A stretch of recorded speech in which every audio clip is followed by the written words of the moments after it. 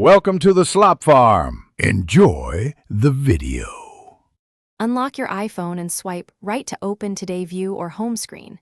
If you prefer, unlock and view a home screen page instead. Touch and hold an empty area until app icons jiggle and the screen enters editing mode. Look to the top left to find and tap the plus icon. The plus opens the widget gallery, where you can search and browse widgets by app and function. This gives you immediate access to widgets ready to add and customize. Select a widget from the gallery, then swipe sizes to preview options. Each widget commonly offers small, medium, and large sizes to choose. Tap Add Widget to place the selected widget on your Today View or home screen. After adding, drag the widget to reposition it between apps or pages.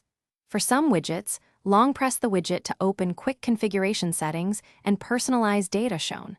When placement and settings look correct, tap Done to exit editing mode and lock your changes. Edit a widget by long pressing and choosing Edit Widget to change settings.